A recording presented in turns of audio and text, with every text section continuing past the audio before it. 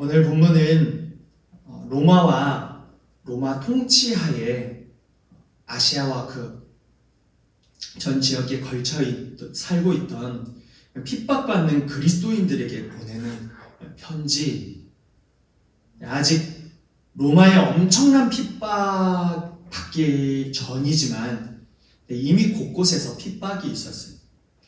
예수 그리스도를 믿고 과거에 즐기던 일들을 끊게 되었고, 사람들과의 관계를 정리하면서 이방인들 사이에서 어려움을 겪게 되었죠. 거기에다 언제 로마의 엄청난 핍박이 시작될지 모르는 그런 상황에 놓여 있는 우리 그리스도인들에게 소망의 편지를 썼습니다. 소망의 편지를 써내려가면서 베드로가 확인시켜주고 싶은 게 있습니다. 하나님의 백성이죠. 핍박으로 어려움을 겪고 있었고 언제 엄청난 핍박이 시작될지 모르는 긴장 속에 있던 자들에게 뭔가를 확인시켜줘야 됐거든요. 그리고 확신을 심어줘야 됐죠. 그게 하나님의 나라, 하나님의 백성이에요. 그러니까 근심, 핍박이 언제 몰려올지 모르는 그 상황 속에서 다른 걸 이야기해주면 좋겠지만은 베드로가 뭔가를 이들에게 위로와 평강과 확인과 확신을 심어줘야 된다고 생각되었을 때는 이들이 하나님의 백성이라는 걸 얘기해줘야겠다는 생각이 들었던 것 같아요. 2절을 보면요. 곧 하나님 아버지의 미리 아심을 따라 성령이 거룩하게 하심으로 순종함과 예수 그리스도의 핏부림을 얻기 위하여 택하심을 받은 자들에게 편지하노니 은혜와 평강이 너에게 더욱 많을지어다. 다른 은혜와 평강이 너에게 있는 게 아니에요. 택하심을 받은 자들에게 편지하는 거죠. 하나님의 백성이 되고 성령이 거룩하게 하시고 예수 그리스도의 핏부림을 얻게 하여 택함을 받은 너희들에게 은혜와 평강이 더욱 많기를 바라는 편지죠. 다른 이야기를 하지 않고 우리는 어떤 사람들인가를 먼저 얘기합니다. 핍박에서 완전한 자유의 소식을 전하는 게 아니었어요. 하나님이 거룩하게 하기 위하여 택한 하나님의 백성임을 알리고 있는 거죠. 다가올 핍박에서 이런 이야기가 무슨 힘이 있을까? 한편으로 생각하면 의아해할 수도 있는 이야기거든요. 핍박을 견디고 이기는 힘은요, 핍박이 사라지는 것이 아니라 핍박조차도 견딜 수 있게 하는 이유가 필요하다는 걸 베드로가 알고 있었던 거죠. 핍박을 견디고 이기는 힘은요, 핍박이 사라져서 견디고 이기는 게 아니에요. 핍박조차도 견딜 수 있게 하는 어떠한 이유가 필요한 거죠. 그래서 다른 소식을 이야기하지 않고요, 하나님의 백성임을 확인시켜주고 그 사실에 확신을 하도록 말을 해주고 있는 거죠. 하나님의 백성이 되었다는 사실에는요, 하나님의 긍휼이 녹아있어요. 자격을 갖춰서 하나님의 백성이 되는 경우는 없어요. 어떠한 경우라도요, 우리가 자격을 갖췄기 때문에 하나님의 백성이 되는 경우는 없어요. 자격을 주어서 하나님의 백성이 되는 거죠. 하나님께서 우리에게 자격을 주었기 때문에 하나님의 백성이 되는 거예요. 근데 그 자격을 주는 일에는요, 우리를 긍휼하게 여겨서 자신의 사랑을 부어주시는 하나님만 남게 되는 거죠. 사람들은 핍박으로 믿음을 지킬 수 없다고 말하지만 사실 핍박 때문에 믿음이 실패하는 건 아니에요. 핍박은 오히려 믿음을 견고하게 하여 믿음의 삶이 이어지도록 하는 거예요. 의외로 핍박은 우리의 믿음이 더 견고하게 되어서 믿음의 삶이 이어지도록 만드는 도구예요. 믿음에 있어서 핍박이나 어려움은 문제가 아니에요.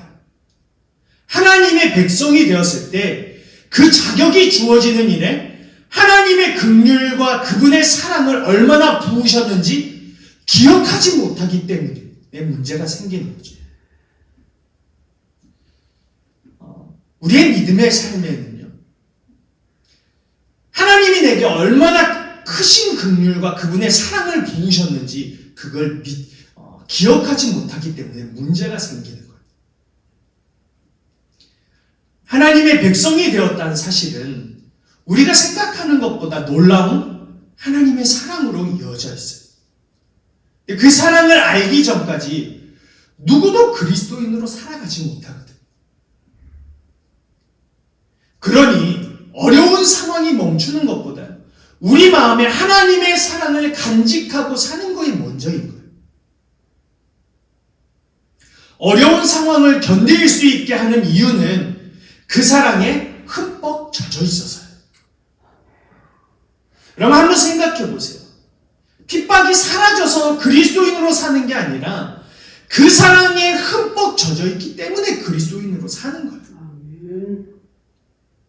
베드로는 이어서 부활에 대한 이야기를 해요. 그리고 그 부활이 우리에게 산 소망을 가지게 한다는 이야기를 하고 있습니다. 여러분, 부활이 왜 소망이 될까?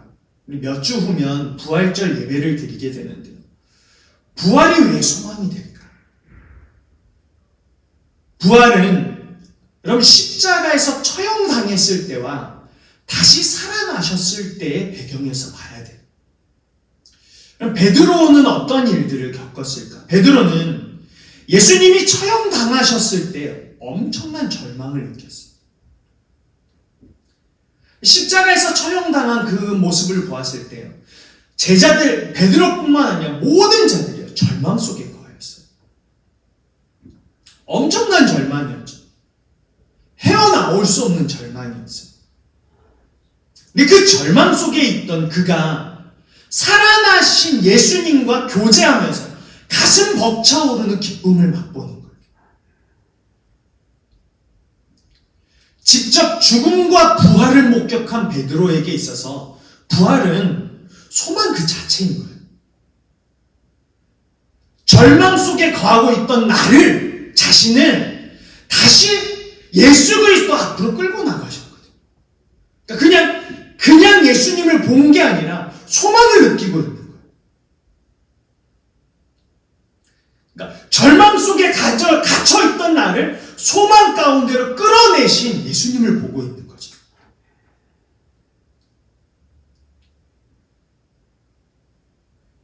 예수 그리스도는 죽은 자가 아니라 살아있는 분이 된 거예요. 자신의 믿음도요, 살아있는 믿음이 된 거죠. 죽지 않는 거예요. 예수님의 부활로 막연한 기대를 가졌던 베드로의 마음에 산 소망이 생기게 된 거죠.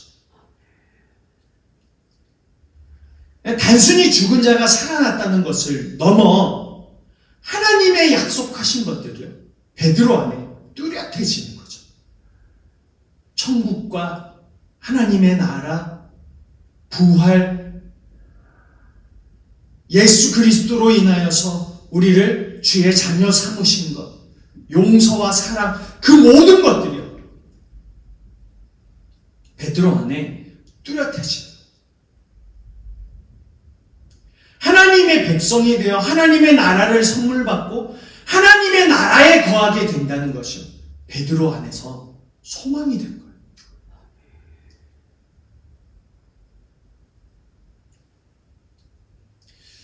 우리는 무작정 어려움을 견디는 거 아니에요. 우리의 믿음은 막연한 믿음이 되어서는 안 되거든요. 믿는 자에게 그래요.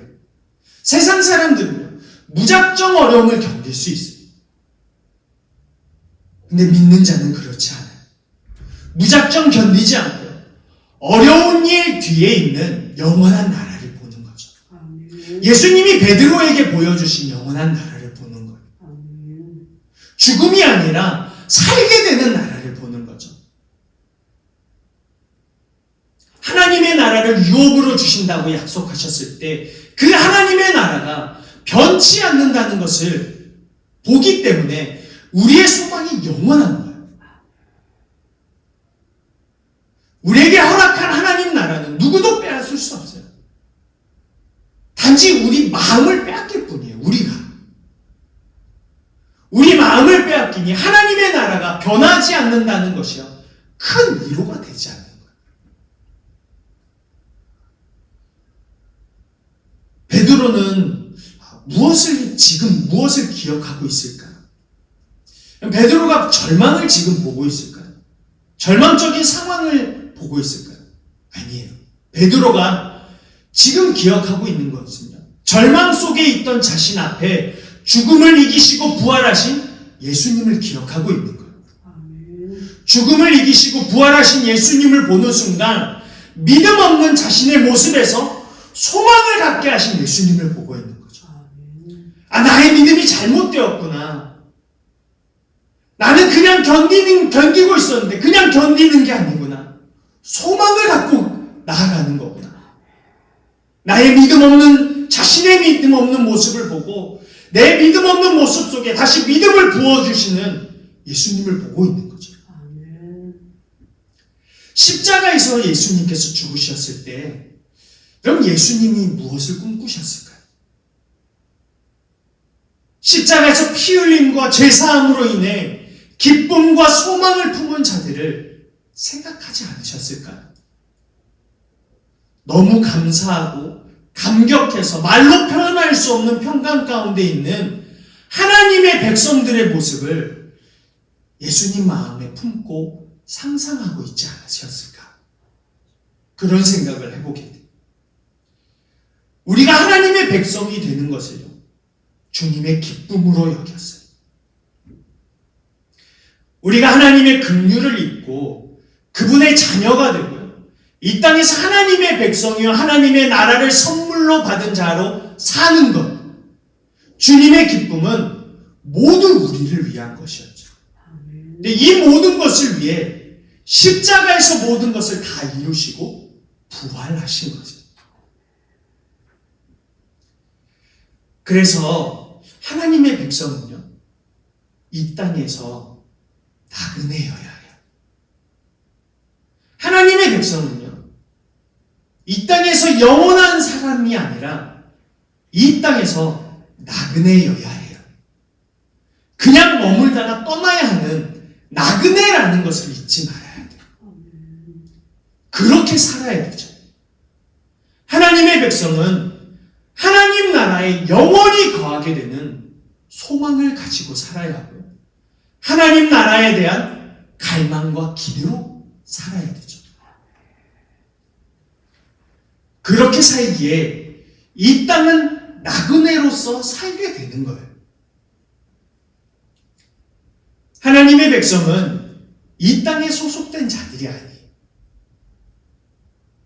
하나님이 부르시면 언제라도 하나님 곁으로 가야 하는 하나님 나라에 소속된 자들이죠.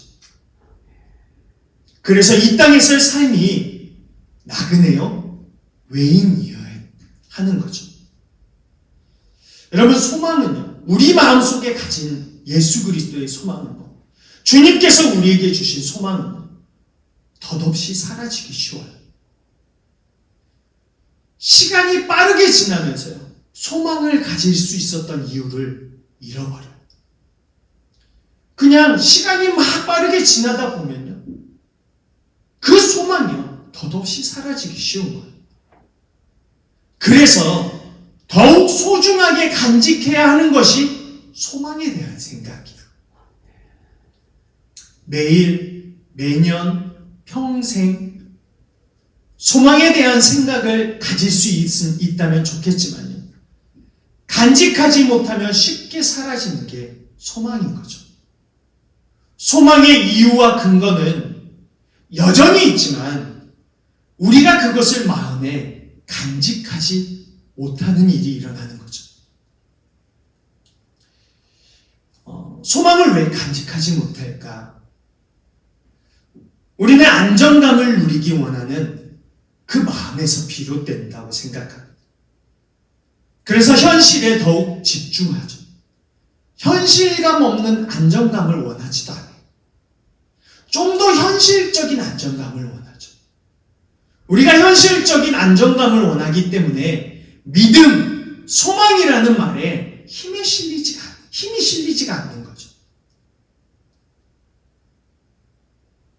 믿음이라는 말보다 부와 권력이라는 말이 더 끌리고, 핍박받고 가난을 겪는 믿음보다 믿음이 없는 안정감을 누리고자 하는 거예요. 그러니까 우리 안에 이 소망이요, 덧없이 사라지기 쉬운 거죠. 때론 뜻밖의 얻어지는 행운을 바라요. 그러니 하나님이 주신 소망이 오늘 내 삶의 자리에서 이루어지지가 않는 거죠. 하나님의 백성에게 주신 하나님의 나라, 그 나라를 품은 자들에게 소망이 넘치게 한다는 것을 믿지 않기에 요행을 바라는 거예요. 여러분, 하나님의 나라는요, 신기루가 아니에요. 우리가 그냥 소원하고 그렇게 생각한다고 어느 날 그냥 생기는 게 아니에요. 없는데 생기는 게 아니에요. 하나님의 백성은 신기루를 믿는 게 아니거든요. 마치 없는 것을 있는 것처럼 착각하며 사는 게 아니에요. 여러분, 우리가 찾고 있는 소망이 무엇이죠? 우리는 어쩌면 예수 그리스도 안에서 내게 주신 소망을 원하는 게 아닌 돈과 명예와 권력에서 소망을 찾고 있는지 몰라요.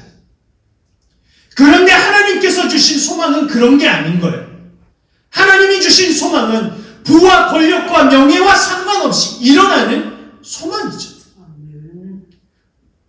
예수 그리스도의 부활을 목격한 베드로 안에서 감추할 수 없는 소망이 일어난 것처럼 부와 권력과 명예와 상관없이, 가난과 고난과 상관없이 일어나는 게 소망이에요.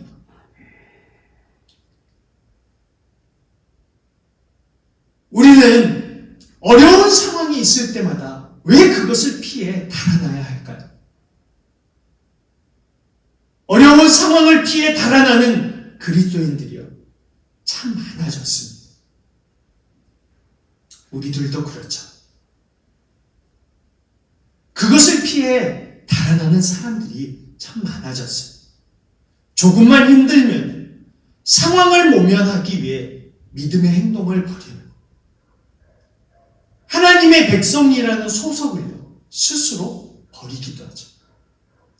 하나님의 자녀로 부르시고 하나님의 백성으로 살아갈 힘도 주셨지만 하나님 나라가 이루어지는 삶보다 행운이 뒤따르길 바라요. 행운을 바라요. 행운을. 하나님의 약속의 소망이 아니라 행운을 바라는 거죠. 이 땅에 부와 권력이 있는 나만의 낙원이 이루어지길 꿈꾸면서 살아요. 여러분, 왜 피해서 달아날까? 가슴 아프지만 우리가 그분의 사랑을 버려서요. 그분이 우리에 대한 사랑을 버린 게 아니라 우리가 그분의 사랑을 버려서요. 에베소서를 마지막으로 나누면서 하나님을 변함없이 사랑하는 사람을 보고픈 시대에 대한 이야기를 나누었습니다.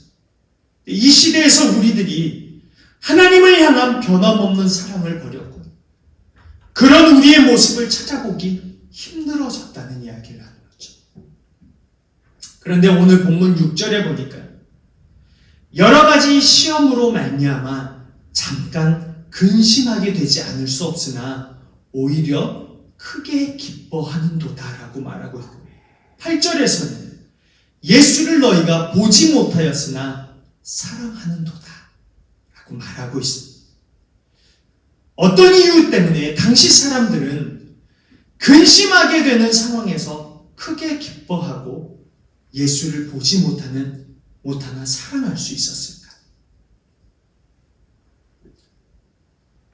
우리가 어려운 환경에도 불구하고 하나님의 백성으로 살아갈 수 있는 이유는요, 사랑하기 때문입니다.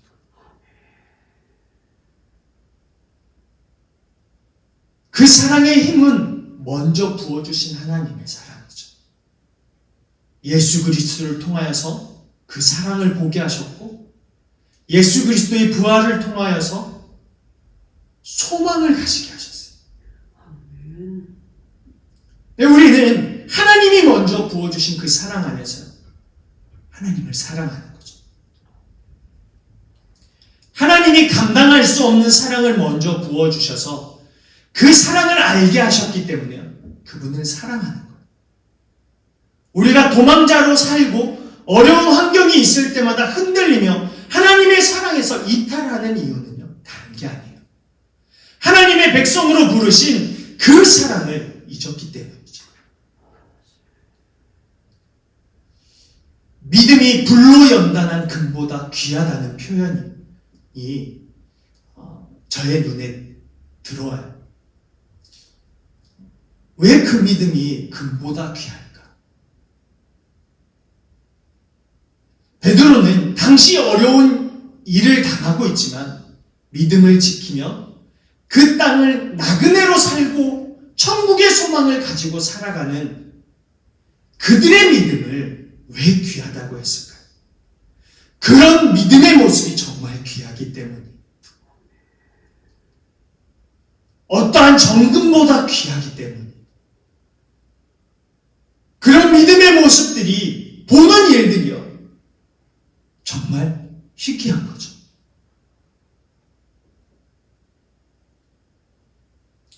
소망을 주신 하나님을 찬양하고 보지 못하지만 사랑하고 경배로 이어지는 믿음이요, 정말 귀해요. 여러분, 베드로가 말하는 그 귀한 믿음, 오늘 우리의 삶에서 볼 수 있을까요? 예수 그리스도를 다시 만날 때를 기다리며 커져가는 사랑과 경배가 얼마나 귀한지 몰라요.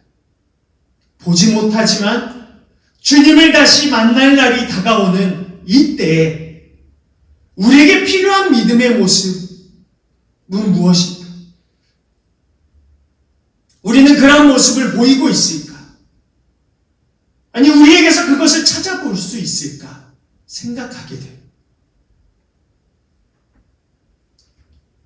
여러분, 오늘 우리는 어떤 믿음을 가지고 있나요?